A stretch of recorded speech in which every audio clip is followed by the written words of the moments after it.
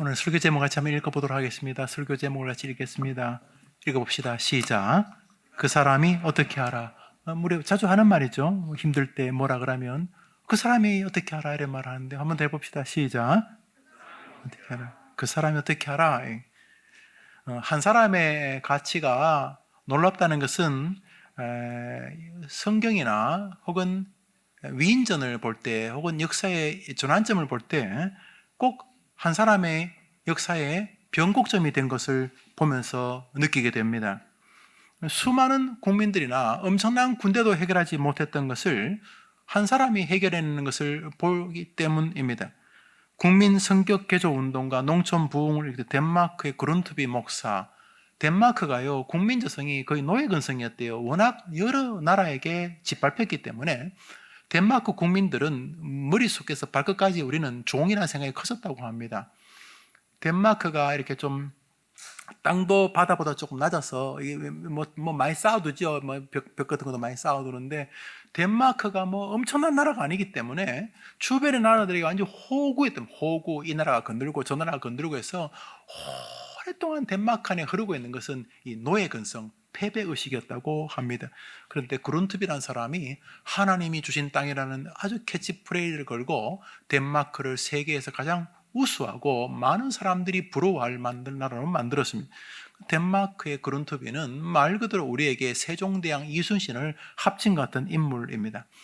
싱가포르는 나라라고 해야 될지 잘 모르겠습니다. 싱가포르를 가볼 때마다 차를 렌트해서 한번 돌아보면은 뭐 1시간 달리면 끝이에요. 그러니까 이렇게 특이한 것은 뭐 빌딩이 뭐 50층, 60층 되는데 빌딩 모양이 다 다르다는 거 외에는 뭐 조그만 섬이죠. 조그만 섬이고 말레이시아, 인도네시아하고 뭐 거의 붙었다고 봐야 되겠죠. 그래서 싱가포르는 그 조그만 동네죠. 조그만 동네가 인종 전시장입니다. 우선 뭐 싱가포르 원주민이겠죠. 원주민. 그다음에 뭐 인도네시아계, 말레이시아계 또 자기들이 결혼해서 생긴 뭐 이런 혼혈 종들도 있고 또 화교들이 세계 어느 나라 중국 사람이 안 들어간 곳이 없으니까 중국 사람들 오고 또 중국 사람이 또 그 나라 사람들하고도 만나서 결혼하니까 얼굴이 뭐 완전히 그냥 뭐 시티즌십만이니까 그냥 그 싱가포르지 생긴 거는 이게 뭐 중국, 한국, 뭐 필리핀, 인도네시아 뭐 다 섞였으면 얼굴이 다 다른데 싱가포르가 완전히 부패의 나라에서 부패. 뭐 그래도 그도 그럴 것이 부패 나라고 또 언어도 다르고 문화도 다르니까 이게 뭐 통제가 아니고 완전히 뭐 집에 있는 쓰레기를 그 집 뒤로 내다 버리는 그런 더러운 나라였고 부정부패는 뭐 말할 것도 없는데 싱가포르가 세계에서 가장 잘 사는 나라 중에 하나뿐만 아니라 서구 사람들이 가장 많이 투자하는 나라. 그 싱가포르 보면 항구가 완전히 정류, 정류 우리나라도 뭐 호남 정류 무슨 정류 LG 정류 전 세계 기름이 거의 싱가포르를 거쳐서 간다고 할 만큼 싱가포르는 거대한 뭐 수출의 그냥 플랫폼 같은 나라가 되었습니다. 서구 사람들의 투자 1위 그리고 우리나라가 IMF 봤을 때 우리나라 큰 기업들을 싱가포르가 거의 다 구입했거든요. 그런 엄청난 부유한 나라. 또 자긍심이 되면 제가 싱가포르 갈 때마다 그 버스 기사하고 좀 대화해 보는데 싱가포르 버스 기사도 얼마나 자기 나라에 자긍심이 큰지요. 자기 나라에 대해서 생긴 것은 뭐 좀 화교 또 동양계도 있고 완전히 거의 말레이시아 인도네시아계도 있는데 대화 자체는 자기 나라에 대한 자긍심이 하늘을 찌릅니다. 자기 나라에 대한 자긍심. 또 싱가포르가 이런 나라가 아니었어요. 싱가포르가 완전히 인종 전시장이고 민족도 다르고 문화도 다르고 다 다른데 어떻게 됐냐? 하나도 예외 없이 이광료라고 하는 사람, 지금도 뭐 그 자식이 한 단계 거쳐서 지금 수상하고 있지만 이광료라는 사람이 이 나라를 이렇게 이견이 없어. 약간의 좀 철권 정신을 했지만은 그럼에도 불구하고 철저하게 민주주의 국가에 있어서 사회주의 국가가 아니라 민주주의 국가에 있어 가지고 자본주의 국가에 있어서 서구 사람들도 동의할 만한 나라를 만들었으며 그 인도네시아계, 말레이시아계, 원래 싱가포르 원주민, 뭐 중국계 이 모든 사람들이 동의할 자랑스러운 나라를 만들었는데 이광유라는 사람이 있다는 것을 부정할 수가 없습니다. 오늘 읽었던 성경에는 요셉이 그런 사람이었습니다. 요셉은 가는 곳마다 자기가 있는 그 주변을 다 세웁니다. 결국은 자기 나라를 세우죠. 이스라엘 나라가 요셉의 어깨 위에서 어깨 위에. 요셉은 야곱의 11번째 아들, 11번째 아들. 첫째가 루벤이고요. 또 넷째 아들 유다를 통해서 예수님이 오시니까 그 두 양반이 물리적으로 생물학적으로 장남이거나 혹은 좀 스피리추얼한 영적으로 예수님이 유다의 후손으로 온다는 측면에서 뭐 장자지만 실제적인 정신적인 혹은 그 문화적인 혹은 가문적인 장남은 11번째 아들 요셉입니다. 왜냐하면 요셉은 자기 두 아들 므낫세와 에브라임이 형제들, 그 삼촌들이죠. 요셉의 형제들이니까 삼촌들과 어깨를 나란히 하고 이스라엘 12지파 중에서 한 덩어리를 붙잡습니다. 루벤도 한 지파, 시므온, 유다, 스불론, 이사갈 다 한 지파씩 갔는데 요셉만 두 지파를 갔습니다. 요셉과 레위가 빠지거든요. 레위는 제사장 지파니까 레위 빠지고 요셉 빠지고 나머지 10지파를 요셉의 두 아들 루벤, 에브라임과 므낫세가 가지. 결국은 그 루벤의 땅이 루벤 주니어로 간다는 의미에서 요셉은 이미 두 몫을 받습니다. 구약에서 장자가 특징이 두 배를 받는. 그러니까 요셉은 하나님이 얘가 진짜 이 집안의 장자라고 인정한 것입니다. 고센 땅에서 요셉의 아버지 야곱과 가족들이 한 70명이 한 400년 사는 동안 70명이 한 200만 명으로, 그 물리학적으로 70명이 생물학적으로 그 시대 연대기를 따지면 한 400만 좀 산다는, 400만 좀 된다는 거예요. 70명이 400만 좀 된대요. 한 400년 지나면은 물리학적으로 뭐 과학자들이. 근데 200만 명이 돼. 200만 명이 출애굽하게 되죠. 그 200만 명이 어떻게 살았냐? 요셉 덕분에 초기에 나라 형태를 가지게 되었어요. 그러니까 요셉의 어깨 위에 이스라엘이라는 나라가 세워지는 거죠. 요셉은 자기 가문만, 자기 나라만 세운 사람이 아닙니다. 억울하게 형들에 의해서 보디발의 집에 종으로 팔리죠. 보디발은 애굽의 장군이고 요셉은 거기서 수천 킬로 떨어진 이스라엘에서 팔려온 종입니다. 그런데 얘가 그 집에 가서 그 집이 다 살아납니다. 억울하게 누명을 당해서 감옥 갔지만 감옥에서 얘가 또 다 살려납니다. 나중에 애굽의 총리가 되죠. 얘 때문에 애굽에서 흉년과 풍년이 왔을 때 나라를 다 건져냅니다. 그러니까 이 요셉이라는 아이가 가는 곳마다 자기 주변과 자기 삶을 높이 세우는 인물이 됩니다. 한 사람의 가치가 크다는 것을 보게 됩니다. 그런데 요셉만 그랬다면 뭐 성경은 그냥 소설이죠. 한 사람이 그냥 슈퍼맨이라면. 그런데 성경을 가만히 보면 아닙니다. 요셉이나 이왕요나 그론투비가 특별한 사람이 아니라는 사실입니다.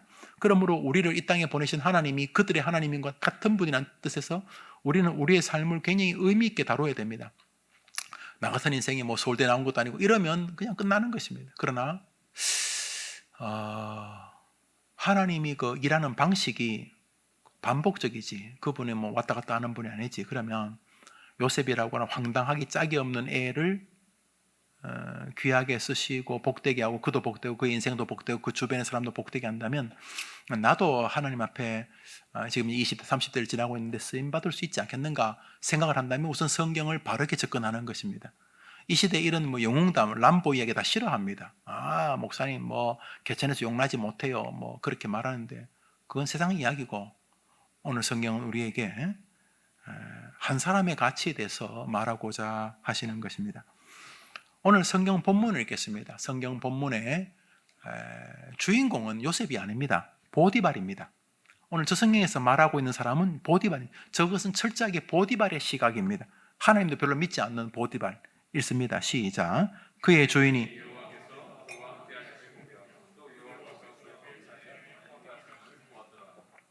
그는 요셉입니다. 요셉이 지금 자기 집 종으로 팔려왔어요. 시장에 갔더니 그 염소, 토끼 팔듯이 닭 팔듯이 이스라엘 히브리 종이 서 있는 거예요. 뭐 겁에 질려가지고. 그런데 내보니까 똘똘해요. 눈빛도 살아있고. 저거 얼마요? 저거 뭐 200만 원입니다. 좀 깎아주시오. 그러면서 이제 보디발이 요셉이라고 하는 말하는 짐승을 사온 거예요. 짐승은, 노예는 사람 아니잖아요. 그 만딩고라든지 뿌리 같은 그 흑인 소설을 보십시오. 그 흑인은 사람 아닙니다. 사람 그냥 말하는 짐승이죠. 기분 좋으면 뭐 겁탈도 하고 자식 낳으면 애하고 부모하고 따로 팔아버리고 뭐 이런 물론 안 그런 주인도 있지만 뭐 기가 막히죠. 기가 막히지 않습니까? 그래. 그 말하는 노예를 하나 사온 거예요. 사가지고 또 뭐 말 필요했네 두드려 패고 그러면 알아듣죠. 여러분 그 영어를 제일 빨리 하는 방법이 뭐냐면 동대문에서 시장하면 영어 빨리 해요. 하머치 뭐 그다음에 러시아 말, 또 우크라이나 말, 또 아랍 말, 영어, 불어 다 해요. 동대문에서 물건 파시는 분 보니까 다 하더라니까요. 지금 영어 어려우신 분 동대문으로 진출해 보세요. 그럼 다 해요. 먹고 사는 거 다 해요. 브로큰 잉글리시고 하고 그렇게는 하긴 했지만 다 해요. 갑자기 곤니찌와 하다 니하오 했다가 다 해요. 다 해. 먹고 살기 위해서. 먹고 살기보다 더 무서운 게 두드려 맞는 거예요. 그러니까 아마도 요셉이 애굽말을 배웠을 거예요. 요셉이 날 때부터 애굽말 했겠어요? 자기는 히브리 말인데 샬롬 말랐고 이런 거 히브리 말 했는데 두드려 맞으면서 애굽말을 배웠을 거예요. 안 그랬겠어요? 그런데 말입니다. 보디발이 그냥 허드렛 일을 시키려고 샀는데 시간이 지나면서 보디발이 엄청난 믿음의 사람도 아닌데 사람을 돈 주고 사는 그저 그런 인간인데 그 보디발의 눈에 뭐가 보였어요. 뭐가 보였다고요? 노란 거 읽어봅시다. 시작. 뭘 봤다고요? 자기가 사온 그 히브리 노예에게 뭔지 모를 신이 함께 하고 있는 것을 본 거예요. 그 사람이 어떻게 알아? 글쎄 말입니다. 무슨 엄청난 믿음의 사람도 아니고 집사님도 아니고 장로님도 아니고 보디발이라는 사람이 그 사람이 어떻게 알아요? 그 사람이 성경은 봤다는 거예요. 그 사람이 그의 주인 보디발이 여호와께서 요셉과 함께 하심을 보며 또 여호와께서 그의 범사에 형통하게 하심을 보았다. 한번 더 합시다. 그가 보았다. 한번 더 합시다. 그가 보았다. 저기 보면 보았다는 말 2번, 하나님이란 말 2번 나옵니다. 여호와께서 그와 함께 하시고 그에게 범사에 복을 주는 것을 보았다는 거예요. 우리 씁니다. 그 사람이 무슨 어떻게 알아요? 글쎄 말이에요. 그 사람이 보디발이 엄청난 영성이 있다고 말이죠. 그러므로 오늘 저 본문은 보디발에게 영성이 있다는 말을 하는 게 아니죠. 하나님이 함께하는 사람은 비록 환경이 정말로 어려워도 하나님이 함께하시는 세계가 드러나게 해주신다는 거죠. 꼭 교회만이 아니어도 여러분 생각하기에 정말 열악한 삶의 환경이든 학교든 직장이든 직업이든 기가 막힌 인생이든 여러분이 처해 있는 곳이 어느 곳이든 간에 여러분이 하나님에게 특별한 믿음의 자세를 견지한다면은 여러분만이 아니라 주변에 있는 믿음 좋은 전사님, 목사님, 집사님만이 아니라 불신자조차 여러분을 괴롭히는 원흉, 두드려 패고 욕하는 사람이 그 사람이었겠죠. 그 주인조차 하나님이 여러분과 함께 하심을 보게 될 줄 믿으시기를 바라요. 바랍니다. 그러니까 짜증부터 내지 마세요. 세상이 날 몰라준다. 그건 뒤 이야기하고 오늘 저 본문 속에서 그 사람이 어떻게 알아? 안다는 거예요. 아니 그 사람이 날 어떻게 알아? 안다는 거예요. 하나님이 알게 해주시는 것을 아무것도 모르는 사람도 확연하게 보게 해주신다는 거죠. 그러므로 오늘 본문은 요셉이라는 사람이 도대체 어떤 삶을 하나님 앞에서 보여드렸기 때문에 저러느냐를 보게 되는 것이죠. 창세기 39장을 읽습니다. 3절 다음 구절 4절입니다. 4절 시작. 요셉이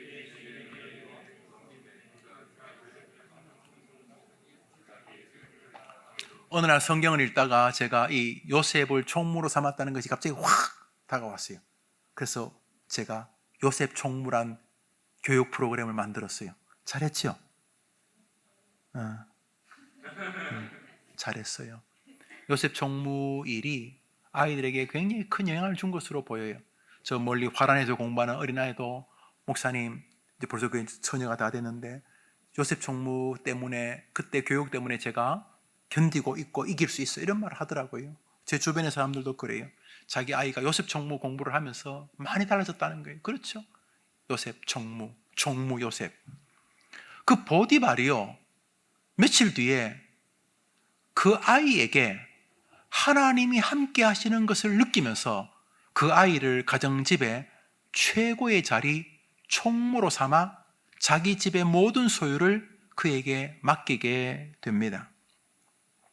중요한 것은 불신자 보디발도 보았다는 거예요. 뭘 보았냐면 하나님이 요셉과 함께 하시는 걸 보았다는 거예요.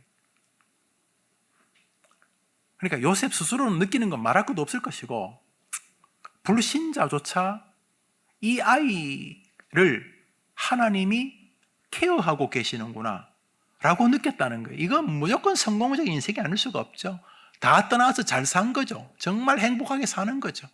주변 사람들이 야, 네 같은 게 예수 믿는 건 욕이다 이런 게 아니라 불신자도 저 아이에게 하나님이 함께 하고 있다는 게 느껴지는, 뭔지 설명하기 어려운, 저 아이에게 뭘 맡기면 저 아이 실력 플러스 하나님이 같이 함께 무언가를 행한다는 아주 강력한 시그널을 받기 때문에 바보가 아닌 이상 그 아이를 다른 자리에 세울 수가 없어요. 왜냐하면 곁에 둘 수밖에 없어요. 왜냐하면 저 아이 옆에 하나님이 계시기 때문에. 세상에 그보다 더 큰 센 힘이 어디 있습니까? 이거 뭐 엄청난 힘이기 때문에 이 보디발이라고 하면 별로 믿음도 없는 인간이 하나님이 그 아이와 함께하는 걸 보고 그 아이를 가정집의 총무로 세웠다 이렇게 말하고 있습니다.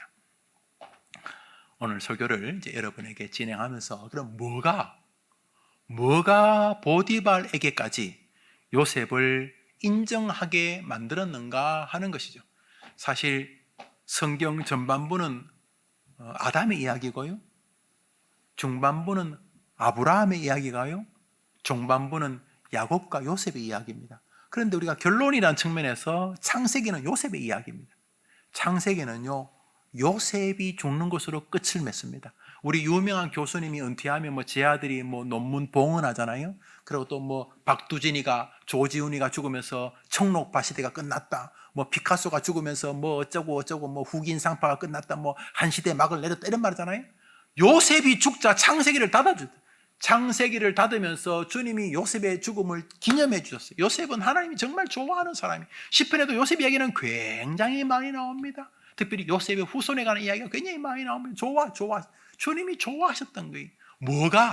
하나님 좋아하는 건 떠나서 뭐가 그 세상의 불신자조차도, 자기를 괴롭히는 인간조차도 쟤는 하나님이 함께 한다고 말하게 했느냐 하는 거예요. 뭐가 어차피 요셉도 한 인생 살고 나도 한 인생 살 건데 뭐가 그 아이가 그렇게 하나님과 사람에게 쟤는 하나님이 함께 하신다, 아니 진짜 함께 하신 거죠, 함께 하신다 라고 말하게 했느냐 하는 거예요.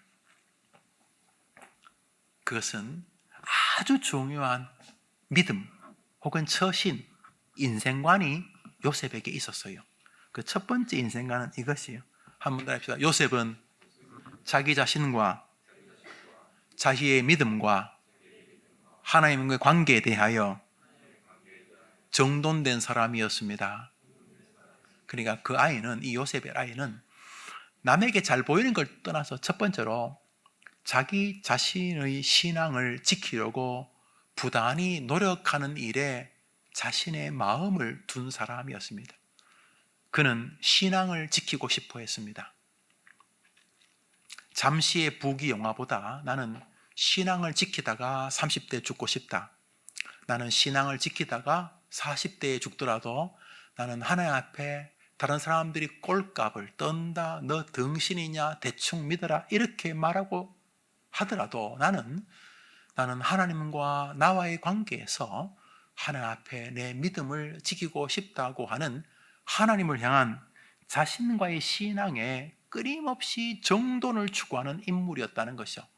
저는 요셉이 완벽했다는 말을 하고 싶지 않아요. 그런 사람 어디 있겠어요. 요셉도 꿈꾸고 자랑질하고 그랬어요. 그 자랑질 때문에 이 사태가 지금 벌어지긴 한 건데 자랑하는 거 별로 성경이 지지하지 않잖아요. 그럼에도 불구하고 요셉은 끊임없이 나는 신앙이 중요하다. 남이 인정하거나 봐주는 거 나쁜 건 아니겠지만 그거 별로 안 중요하다. 나는 하나님과의 나와의 신앙이 중요하다고 하는 자기와 하나님과의 관계가 끊임없이 정돈되려고 노력하는 인물이었다, 이런 것입니다. 한 번은 이런 일이 있었습니다. 요셉이 종이긴 한데 애가 멀끔하게 생겼고 똑똑하고 또 뭔지 범접하기 어려운, 종이면 종 포스가 나와야 되는데 이게 종인데도 이 대화를 하면 종 포스가 나오는 게 아니고 종임에도 불구하고 뭔가 설명하기 어려운, 뭔가 이렇게 좀 이렇게 뒤에 후광이라 그럴까? 하여튼 그 보디발이 느꼈던 무언가가 이 아이에게 있었던 거예요. 약간 그 매력적인 인물이었던 것으로 보여요. 애가 또 나이가 이제 한 20대쯤 되었을 테니까 이제 멀끔해진 것 같아요. 그래서 이 요셉을 보면서 여러 사람들이 좋은 마음도 생기고 있지만 그 중에 여성들이 있지 않겠어요? 여러분, 이 요셉 같은 남자 괜찮죠?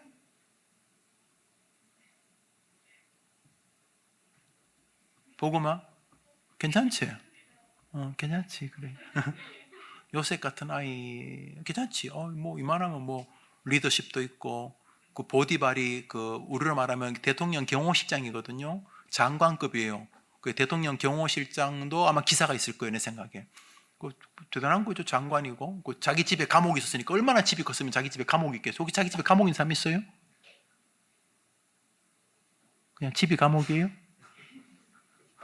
자기 집에 감옥이 있었으니까 그 자기 집 감옥에 임금의 부하들이 잡혀 있었거든요. 내무부 장관, 외무부 장관, 술 맡은 자, 또 떡 맡은 자가 그 보디발의 집에 잡혀 있었으니까 보디발의 집이 보통 집이 아니에요. 이거 뭐 엄청난 집이, 보통 사람 집이 아니에요. 뭐 종도 많았겠죠. 근데 그 종 리더가 되었어요. 총무가 되었으니까.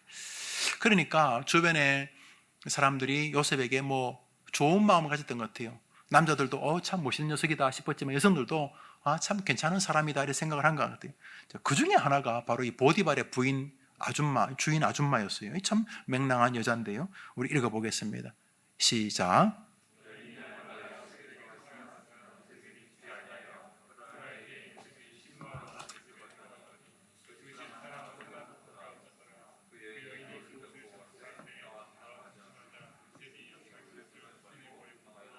뭐 이렇게 된 것입니다. 그 부인이 품행이 방정 맞아서 보입니다. 그때 이 여인이 참 기가 막. 그런데 그 시대가 아마 성적으로 그랬나 봐요. 그 로마 시대의 목욕탕을 봐도 굉장히 폼페이를 가도 폼페이인가요? 그 가보면요, 뭐 굉장히 이렇게 뭐 음란한 것들이 일상화되어 있어요. 그게 우리로 오면 그게 이상하지만 그때는 그게 안 이상했나 봐요. 그냥 뭐 아주 만연해 있어요. 그 소돔과 고모라를 징계하신 게 동성애와 상관이 있거든요. 뭐 동성애자도 아니라고 말하지만 소돔과 고모라를 징계 남색하는 것이 첫 번째 이유였어요. 동성애 진노하죠. 우리 시대도 위험한 시대죠, 사실은요. 여튼간에 뭐 이런 것들뿐만 아니라 성적으로 아주 혼동스러웠던 시절이었어요. 그래서 이 보디발의 아내가 동침하자고 말합니다. 요셉이 거절합니다. 보디발의 아내는 놀리는 이것이 우리 집에 아무도 없다 이 말이죠. 이 집에 지금 아무도 없다. 다 어디 뭐 사냥하러 가고 아무도 없다 이렇게 말합니다. 그때 요셉이 하는 말이 아닙니다. 이 집에 하나님이 계십니다. 이렇게 말합니다. 그렇지만 미움을 받게 됩니다. 이 보디발의 아내가 이제 모함하기 시작합니다. 우리 뒷구절 읽습니다. 13절부터 읽읍시다. 시작. 그가 요셉이 그 옷을 자기 손에 버려두고 도망하여 나감을 보고 그 여인의 집 사람을 불러서 그들에게 이르되 보라 주인이 히브리 사람을 우리에게 데려다가 우리를 희롱하게 하는도다. 그가 나와 동침하고자 내게로 들어오므로 내가 크게 소리 질렀더니 이 요셉이 주인이 그를 잡아 옥에 가더니 그 옥은 왕의 저수를 가두는 곳이었더라. 요셉이 옥에 갇혔으나 여호와께서 요셉과 함께 하시고 그에게 인자를 더하사 간송의 은혜를 받게 하시고 이렇게 모함을 받아 감옥에 갇힙니다. 감옥에 갇힌 것은 감옥에 갇힌 것이죠. 뭐 그럴 수 있죠. 옛날에 뭐 노예라고 하는 게 사람이 아니었으니까 요셉이 그냥 눈 딱 감았으면 뭐 강남에 아파트 한 채 얻고 그랬겠죠. 뭐 두 채를 얻었든지 여튼간에 뭐 빌딩 하나 얻고 그랬겠죠. 그런 요셉이 그렇게 안 했습니다. 요셉은 자신의 하나님을 붙잡고 있었습니다. 요셉이 이제 억울한 모함을 쓰고 이제 감옥에 갇힙니다. 노란 글씨 읽어봅시다. 시작. 요셉이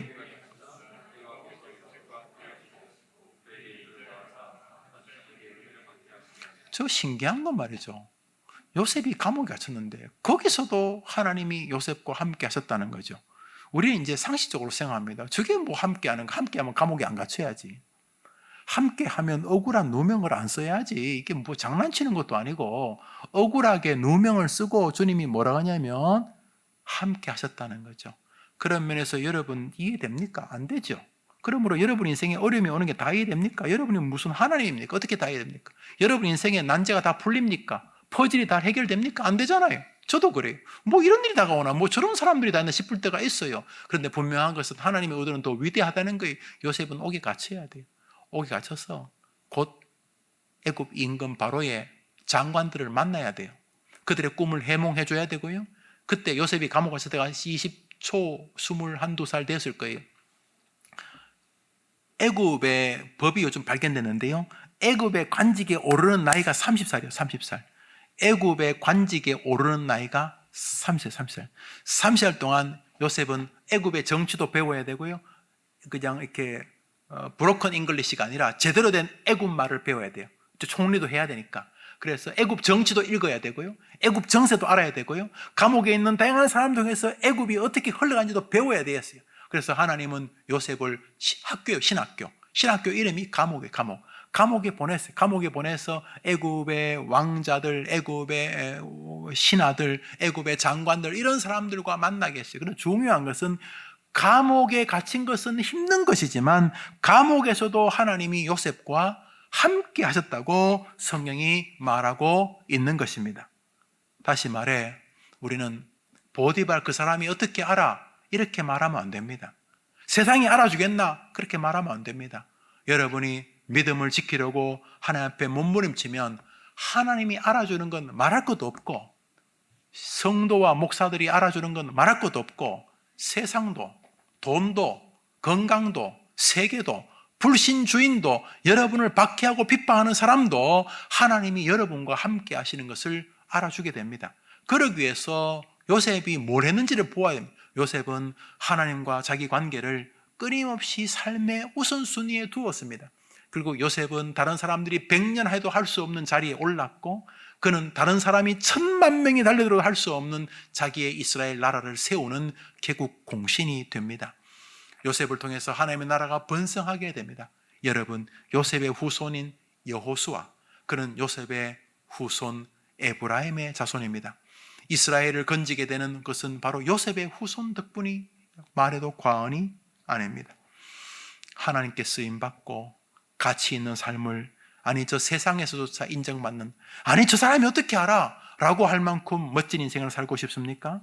먼저 하나님과 여러분의 관계를 정의해 보십시오. 정돈해 보십시오. 권무와 술수로 살면서 하나님께 쓰임받고 싶다고요? 성경을 다시 쓸까요? 이 집에 아무도 없는 게 아니고 이 집에 하나님 계십니다 라고 하는 요셉의 정신세계는 그가 감옥에서도 똑같이 빛을 발하게 해 주셨습니다. 그는 가는 곳에서 가는 마다 총무합니다. 그는 감옥에 들어가자 얼마 뒤에 감옥 간수가 요셉을 가만히 보니 하나님이 요셉과 함께 하시는 것을 보았습니다. 아까 읽었죠? 요셉이 옥에 갇혔으나 여호와께서 요셉과 함께 하시고 그에게 인자를 더하사 간수장의 은혜를 입게 하심으로 간수장이 그를 다시 감옥에서 총무를 만듭니다. 그러니까 감옥에 갇힌 것은 억울하게 짝이 없고 보디발의 집에 종으로 팔린 것도 억울하게 짝이는 없지만은 요셉을 총무로 세워서 당신의 나라를 번성케 하고 주변 사람들이 그를 통해 그가 믿는 하나님을 알게 했다는 측면에서 요셉은 끊임없이 하나님과 자기 신앙을 점검하려고 했다는, 그냥 바람 부는 대로 살지 않고 내가 이때 이 주일날 내가 이 시간 뭐 해야 될 것인가, 요셉은 하나님과의 관계를 우선주로 두었다는 것입니다.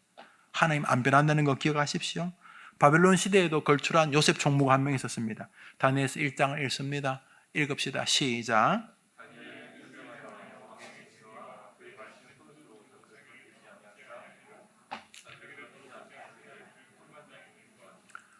술이 음식이죠. 음식인데 극도의 긴장이 있어야 될 음식입니다. 다니엘이 포도주와 독주, 술로 자기를 더럽혀서 엉뚱한 것으로 자기의 기쁨을 해소하려고 하거나 술 기운을 빌리고, 특히 여성들 위험하면 술 먹는 여성들 굉장히 위험한데 여러모로 술 건강에도 그렇고, 또 여러분들은 좀 이 시대 페미니즘 듣기 싫어할지 모르지만 하나님의 거룩한 역사의 통로인 청교도들은 결혼의 아주 중요한 이유 중에 하나가 하나님의 거룩한 씨를 세상을 번성케 한다 그랬어요. 하나님의 거룩한 사람을 하나님이 여러분의 몸을 통해 땅에 보내시기, 여러분은 정말 존귀한 사람들입니다. 애기 낳는 통로란 뜻이 아니라 여러분은 정말 거룩한 성스러운 것이고, 그러므로 여러분의 몸을 함부로 막 이렇게 술이나 이런 거로, 막 담배나 이런 거로 더럽히는 것은 남성도 마찬가지지만 조금 더 신앙적으로 고민해 볼 필요가 있으면 내 몸이 어떤 것인가를 한번 생각해 볼 필요가 있죠. 남성도 마찬가지지만 다니엘은 특별히 그 술이 우상들에게 경배하고 나온 술이었기 때문에 더더욱, 또 하나 술이 가지는 기능이 있죠. 기분 나쁠 때 술 먹고, 또 흥을 북돋기 위해서 술을 먹을 수 있죠. 신음, 걱정을 잊기 위해서, 또 그 분위기 때문에. 그런데 다니엘은 나는 그런 술 기운으로 내 근심을 해결하거나 나는 술 기운에 의지해서 흥겨울 생각 없습니다. 나는 하나님으로 인하여 내 근심을 해결하기를 바라고, 나는 하나님으로 인하여 joy, 하나님으로 인해 즐겁기를 원합니다. 그래서 자기는 술로 자기를 더럽히지 않겠다고 결심했다는 거죠. 요셉하고 굉장히 흡사하죠. 나는 하나님 앞에서 믿음으로 살아보겠습니다. 다니엘과 요셉이 완벽했다고 저는 생각하지 않습니다. 의인은 없나니 하나도 없다는 믿음을 그대로 믿기 때문에. 그럼에도 불구하고 요셉과 다니엘은 굉장히 흡사합니다. 하나님 앞에서 자기의 신앙을 지키려고 부단히 노력을 했다. 이 말은 꼭 성공했다는 말을 하려고 하는 게 아니에요. 노력을 했다는 거죠. 신앙에 아무런 노력도 없는 것이 아니라 요셉과 다니엘은 믿음으로 자기 신앙을 지키려고 신앙적 관계를 끊임없이 정돈하려고 했다는 거예요. 그냥 바람이 부는 대로, 물결 치는 대로 믿음 생활하지 않았다는 것이죠.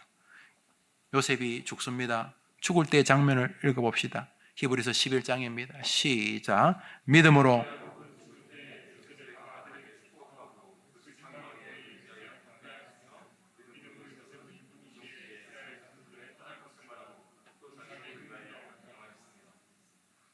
요셉은 젊을 때, 어릴 때만 아니라 죽을 때까지 믿음으로 살아가려고 노력했습니다.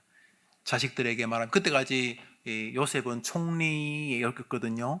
그러니까 그때까지 종신제였으니까 총리가 죽는 거예요. 이렇게 자식들은 다 총리 자식이, 아직까지는 총리 자식이 가는 것마다 아이고 요셉 총리 때문에 우리가 다 살았죠. 그러면서 국민들에게 사랑을 받았을 거예요. 훗날 요셉을 알지 못하는 몇 대 뒤에 왕이 나타났을 때 괴롭혔지 요셉의 후광은 계속 빛나고 있었어요. 그래서 요셉의 형들에게 형님들 걱정하지 마세요. 형님들 자식들 내가 다 기르고 유학도 다 시키겠습니다. 이렇게 말한 성경에 나와요. 그 요셉이 가족들을 다 부양할 만큼 넉넉했고 권세를 가졌다는 말이죠. 그런데 요셉이 죽을 때 뭐라 그래요? 야, 정말 요셉이 자식들에게 야, 애굽 좋지? 응? 애굽에 네 애비 때문에 이렇게 말하지 않고 얘들아, 애비가 죽을 때 하나님 오실 거다. 그때 나는 네 뼈다귀 해골도 여기 애굽에 있고 싶지 않다. 나는 하나님의 적과 꿀이 흐르는 가나안 땅으로 가고 싶다. 그리고 얘들아, 너희들이 부귀영화가 아무리 많아도 하나님이 가자 그러면 애굽을 초계처럼 버리고 주님 따라가야 된다. 이게 유언이었어요. 히브리서 11장에서 뭐라 그래요? 요셉은 믿음으로 요셉은 죽을 때라고 말합니다. 그러니까 요셉이 뭐라고요? 일평생을 어떻게 살았다고요? 돈으로 살지 않았어요. 인기, 권모술수 그래 살지 않았어요. 요셉은 일생을 믿음으로 살았어요. 여러분들이 지금 하고 있는 일이잖아요. 이게 왜 앉아 있는 거예요? 출석에 의의가 있는 거예요? 여러분 뭐 하는 거예요? 여러분 믿음 때문에 오잖아요. 요셉은 진짜 믿음이었어요. 그러므로 여러분에게 진짜 믿음을 주님이 요구하시는 거예요. 요셉을 우리에게 왜 보여주시는 거예요? 그냥 요셉 잘났다, 너희들 쪽팔려라 이런 말이에요? 요셉이 우리에게 하시고자 하는 주님의 사신이 있죠? 무슨 말이죠? 나는 요셉 같은 사람 기다리고 있다는 거예요. 기다리고. 나는 요셉 같은 사람 나타나면 똑같이 몰빵할 거다. 몰빵. 요셉에게 내가 다 줬지. 다윗같이 허접하지만 다윗도 믿음으로 살려고 할 때는 다 줬지. 그래, 나도 지금 찾고 있다. 21세기 해림교 누군데? 이렇게 말해. 우리 딸들, 우리 아들에게 말은 너희가 믿음으로 살려고 하면 내가 몰빵할게. 한번 투자해보세요. 여러분. 한번 뿌린 인생인데, 여러분 인생에 제일 좋은, 실험 도구잖아요. 여러분 인생을 한번 도전해보세요. 그래서 성경 그리고 찬송 우리 324장인가요? 384장인가요? 믿음으로 사는 자는 하늘 위로 받겠네. 무슨 일을 만나든지 만사형통하리라. 그게 긴지 아닌지, 그게 뻥인지 진짜인지, 그 종교에 미친 사람들이 하는 소리인지 아니면 정말인지 여러분 하는 생활 한번 걸어봐요. 해봤잖아요. 지금 20대 30대가 살아봤잖아요. 권모 술수 예배도 빠져보고 성질 내고 연애도 해보고 다 해봤잖아요. 그래 엄청 행복합니까? 요즘 안녕하십니까? 안녕하십니까? 대자보 한동안 안녕하십니까? 우리는 어차피 세상 사람하고 다르잖아요. 어차피 인생 정했잖아요. 정하자. 요시 11점 만으로 청년 11점 많이 하죠. 여러분 아깝지 않아요? 10분의 1을 헌금하는데 그 헌금을 하는데 믿음 없으면 그건 뭐예요? 그 돈만 아까운 거 아니에요? 그거? 그 기도도 하는데 이것도 아니고 저것도 아니고 뭐 하는 거예요? 그런 면에서 요셉을 한번 보세요. 요셉을 보지 말고 요셉의 하나님을 보세요. 어떤 하나님? 요셉의 주인 보디발까지 알 수 있는 하나님. 믿음 없는 보디발이 봐도 하나님이 쟤하고 함께 하는구나 알 수 있었다는 거잖아요. 알 수 있었다는 거. 그러니까 여러분이 일생을 한번 믿음으로 재편해 보세요. 뭐 할 때도 이걸 할까 말까 믿음으로, 뭘 할 때도 이거 할까 말까 믿음으로. 그래서 그렇게 금방 가요. 금방 가면 여러분 내 나이 될 거예요. 믿음으로. 하나님이 왜 그 사람이 뭘 알아? 라고 하는 사람까지도 왜 하나님이 그와 함께하는 걸 알게 하셨냐? 요셉은 하나님과의 믿음으로 자기를 끊임없이 정리하려고 하는 사람이었다. 다니엘 얘도 뭐 열 몇 살 때 잡혀갔을 텐데 요 어린 애도 누구한테 배웠는지는 모르겠는데 요 어린 애도 뭐 주일학교 출신인지 요 애도 하나님 앞에서 믿음으로 살아보려고 몸부림쳤다는 게 핵심인 거죠. 아니 요셉은 믿음으로 살려고 해도 하나님 복 주시고 다니엘은 요셉 믿음으로 복 주시고 여러분은 믿음으로 살려도 복 안 주면 여러분이 뭐 대단한 인간이라고 여러분에게 특별한 예배를 주신단 말입니다. 절대로 그럴 리가 없어요. 여러분이나 제가 뭐 엄청난 인간이라고 하나님이 성경을 왜곡하면서까지 여러분이 믿음으로 살려고 해도 복을 안 주세요. 이건 말이 안 되는 거잖아요. 그러니까 여러분이 이 시간 이후로부터 이제는 지나간 거고 시간 이후부터 내가 믿음으로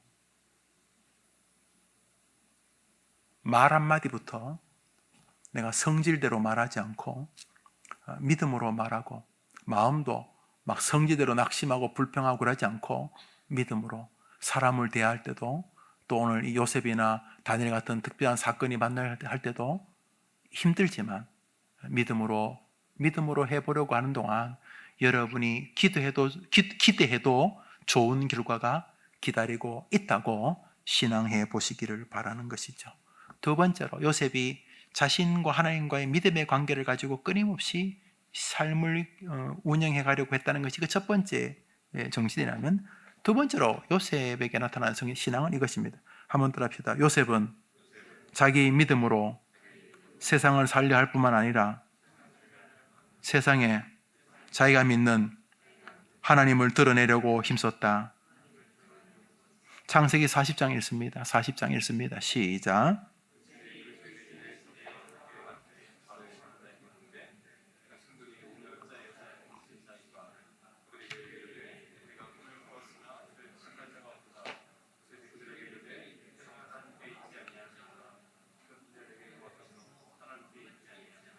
이제 감옥에 갇혔는데 바로 임금에게 잘못 보여서 지금 외무부 장관이 들어왔어요. 뭐 억울한 누명을 당했는데 한 명은 죽어요.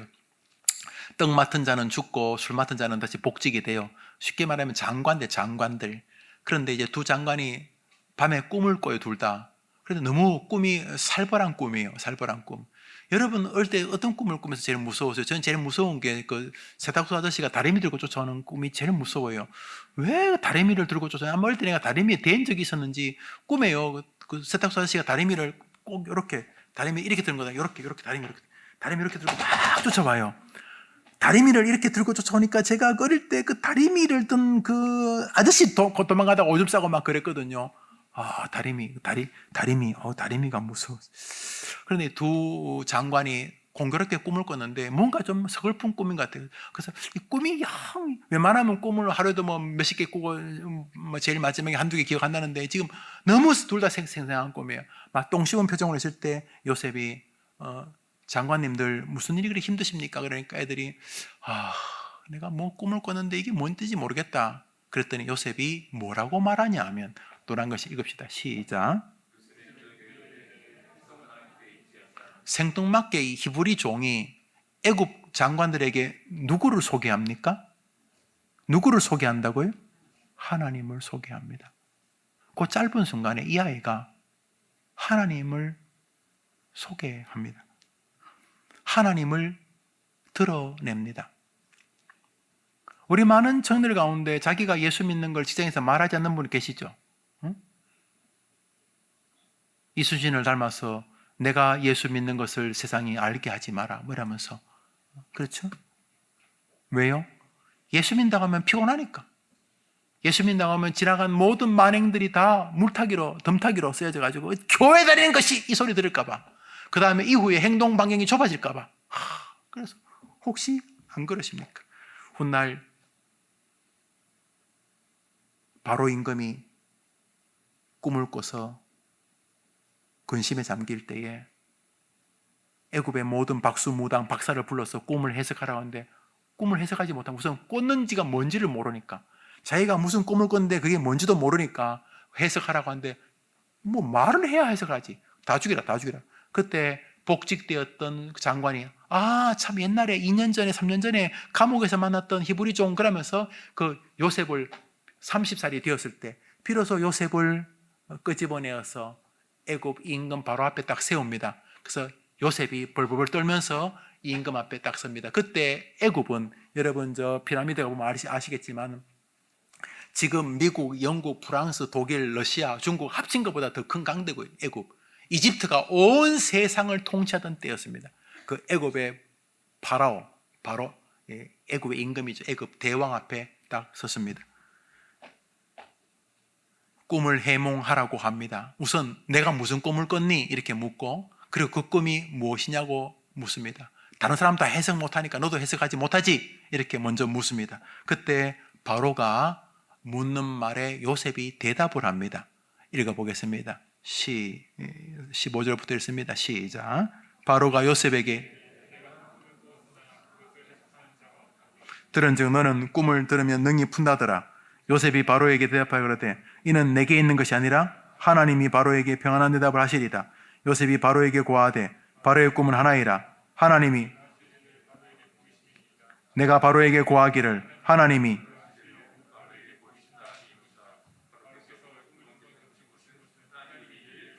노란 것이만 읽어볼까요? 노란 것이 시작. 요셉이 바로에게 대답하여 가로되 하나님이 요셉이 바로에게 고하되 하나님이 내가 바로에게 고하기를 하나님이 요셉이 바로한테 누구 이야기를 계속합니까? 하나님. 하나님께 쓰임받고 싶다고 해요? 똑같이 해보십시오. 여러분이 있는 곳에서 하나님이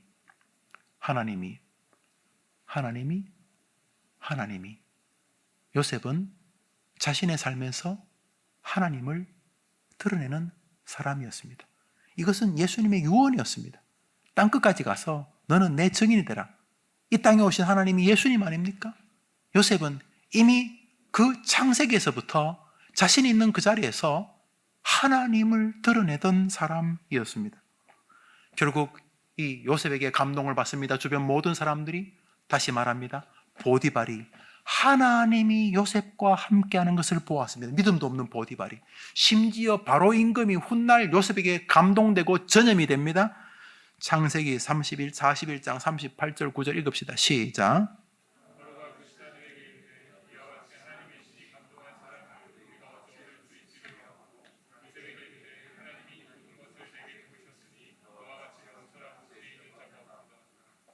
지금 바로가 말합니다. 바로가 임금 바로 애굽 임금이 뭐라고 말하냐면 요셉에게 지금 전염이 돼가지고 노란 글씨 읽어봅시다. 시작. 하나님의 신이 감동한 사람 또 바로의 입을 통해서 누가 높아지고 있어요? 하나님. 다니엘도 똑같습니다. 다니엘을 통해서 다리오 임금이 다니엘의 하나님을 높일지라 이렇게 말합니다. 그러니까 요셉처럼 살고 싶다면 두 가지 하면 됩니다. 믿음으로 살고 있는지를 점검하는 것입니다. 그러면 여러분이 택도 없다는 것을 알게 됩니다. 야, 나는 진짜 턱도 없는 사람이구나. 그러면 하나님께 도움을 구하십시오. 아, 내가 진짜 믿음이 없는 사람이구나. 하나님 정말 믿음으로 살게 해주십시오. 이제부터 믿음으로 말하고 생각하고 믿음으로 판단할 수 있도록 저에게 힘을 주십시오. 두 번째로 요셉이 뭐 했다고요? 하나님을 드러내는 사람. 하나님. 나 잘났어요! 이렇게 아니야. 요셉은 살면서 하나님을 드러내는 삶을 살았습니다. 하나님을. 예수님 말씀하셨습니다. 너가 나를 세상 사람들 앞에 인정하면 나도 너를 세워주겠다. 너가 나를 예수 믿는 거 쪽팔리는데 그러면 나도 너를 쪽팔려 하겠다. 주님 말씀하셨어요. 우리 마태복음 10장을 읽습니다. 읽읍시다. 시작.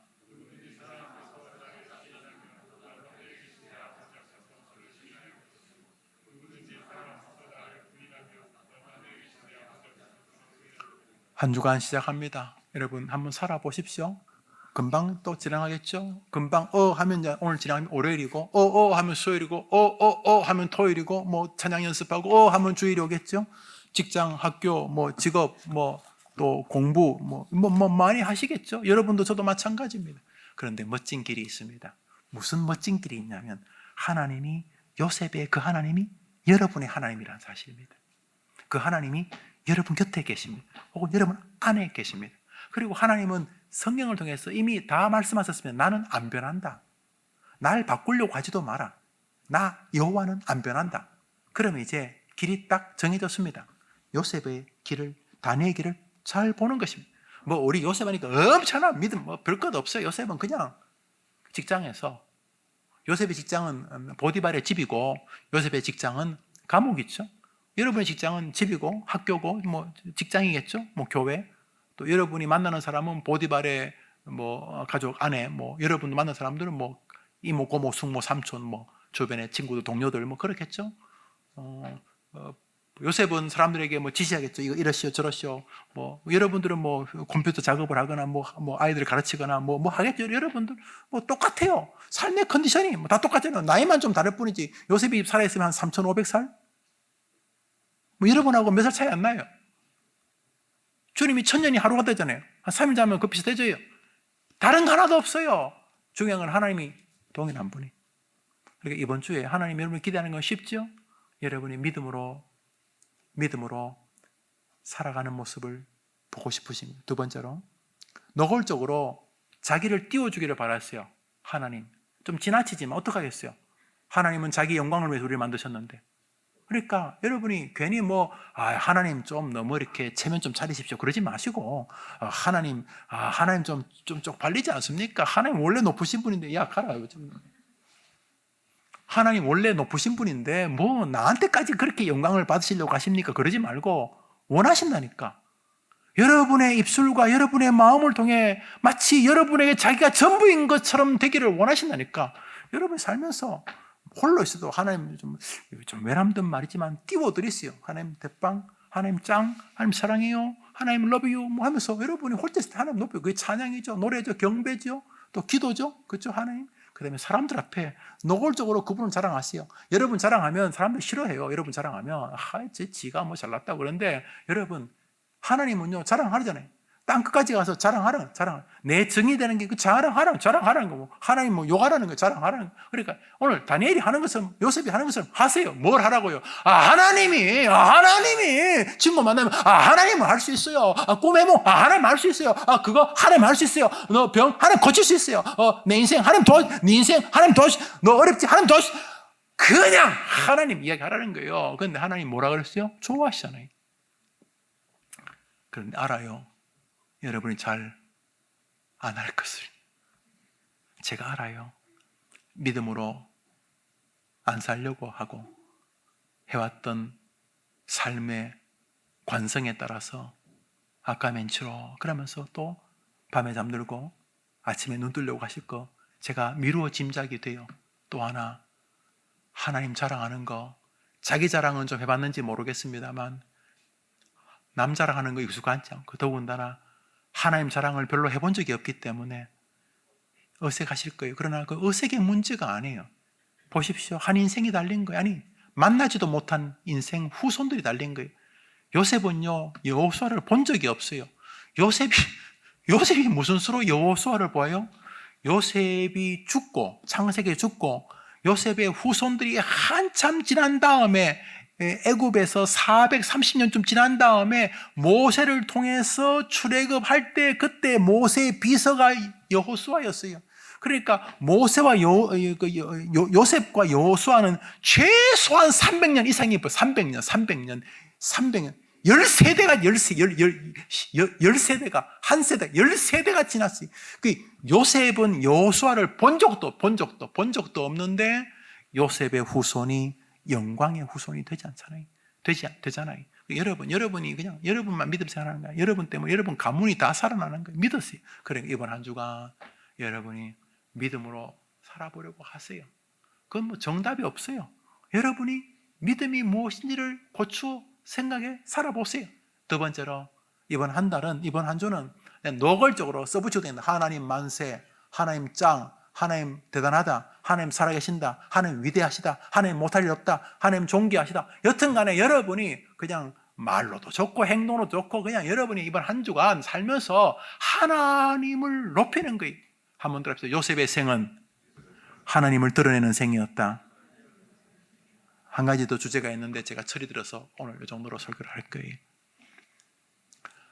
다음 주에 우리 청년들 믿음, 소망, 사랑 프로 청년들 다 모일 어렵고 우리 일꾼들 좀 모여서 저랑 같이 대화도 하고 이야기도 하면서 코로나 이후에 우리 청년부의 발전을 같이 상의해 보려고 해요. 저와 우리 박예슬 선생님이 함께 할 거예요. 더 필요하다면 더 좋은 사람들을 많이 모실 거예요. 그래서 명실상부 우선 이 서울, 특별히 경기 하남에서 미사에서 가장 생기 있고 또 삶에서 열매가 나타나고 능력이 나타나는 그런 청년부가 되기를 기도합니다. 믿음으로 사는 자들에게 하나님 주실 은혜를 기대하게 됩니다. 제가 기도하고 마치겠습니다. 자비로우신 주님, 사랑하는 우리 모든 청년들이 이 땅에서 그 사람이 어떻게 알아? 라고 하는 사람들까지 우리가 하나님으로 인하여 복을 받는 것을 볼 수 있도록 이 시대에 하나님의 용사들로 서게 해 주옵소서. 저 딸들을, 저 아들들을 붙잡아 주시옵소서. 이번 한 주간 비굴하지 않게 하시고 손했더라도 어색하더라도 나는 하나님을 믿는 사람이라고 고백하게 하옵소서. 어차피 세상이 다 우리를 이해해 주지 않을 테니 우리도 세상을 굳이 다 이해할 필요 없이 최선을 다하긴 하되 세상에서 믿음의 길을 걸어가게 하여 주시고 다짐과 결심이 있는 복된 주일이 되게 해 주옵소서. 예수님의 이름으로 기도합니다. 아멘. 축도합시다. 예수님의 은혜와 하나님의 사랑과 성령님의 위로, 교통, 축복하심이 믿음으로 살아보겠습니다. 이번 한 주간 하나님을 자랑하며 어떠한 상황에서도 하나님을 높이는 일을, 하나님을 말하는 일을, 하나님을 드러내는 일을 멈추지 않겠습니다. 주님, 요셉이나 다니엘을 지켜보셨듯이 저도 지켜봐 주옵소서. 다짐하는 귀한 아들과 딸들 위해 영원토록 함께 있을지어다. 아멘.